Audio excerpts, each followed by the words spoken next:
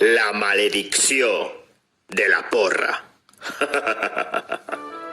Com cada any, els xiquets estaven emocionats perquè sabien que arribaria la banda i el personatge que faria que les classes acabaren per a poder gaudir de les festes de la ciutat. Aquell dia, Vicent estava massa revolucionat i disposat a fer qualsevol malifeta. La banda tocava les cançons que els xiquets acompanyaven al ritme de la música amb les mans. El tio de la porra va començar a repartir llepolies entre els alumnes i va deixar el seu famós bastó damunt la taula de la mestra. Vicent i el seu millor amic Toni xiuxiuejaven sobre com furtar-li el bastó a l'home. Al distraure's aquest una estona, aprofitaren l'ocasió i entre l'algaràbia van eixir corrent cap a la capella per amagar-lo en un forat que hi havia davall del sepulcre del fundador de la congregació.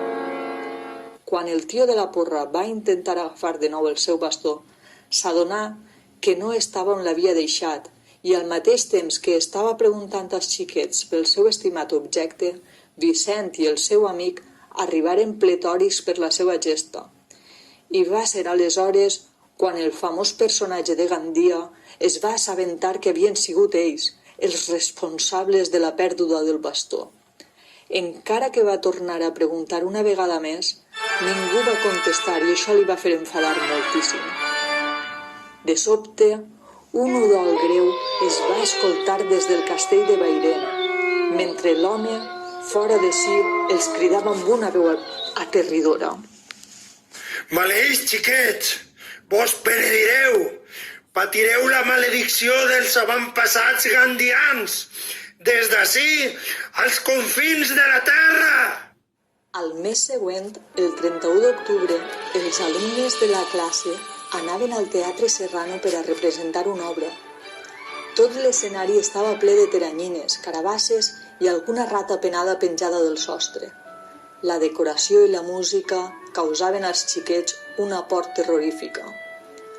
Quan van començar la representació teatral, Vicent i Toni van veure una cosa sorprenent, encara que la resta de companys no la podia veure.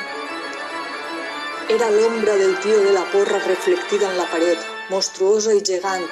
Guaitava a Vicent i al seu amic amb una urpa amenaçadora i els deia: Si la porra no retorneu, així mateix morireu.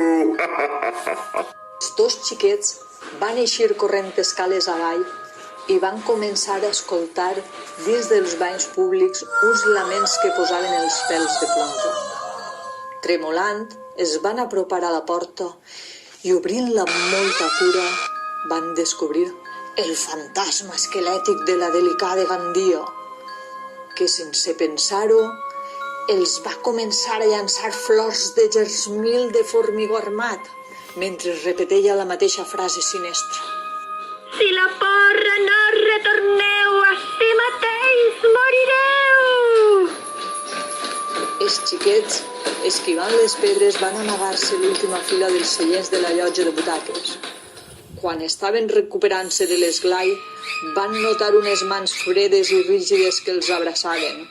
En tornar el cap, van veure la imatge esborronadora de l'estàtua de Sant Francesc de Borja, que havia cobrat vida i els estava esclafant amb els gèlids braços mentre els deia: Si la porra no retorneu, així mateix morireu. Els amics, plorant i recaragolant, no aconseguien eixir d'aquella abraçada mortal.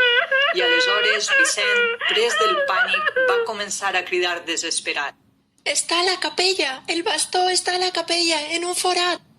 De sobte, la figura de Francesc es va esvair. L'endemà, a l'hora del pati, Vicent i Toni van anar a la capella, però al forat ja no hi havia res. Des de llavors, van prometre no fer gamberrades mai més, almenys a 50 quilòmetres de la ciutat de Gandia.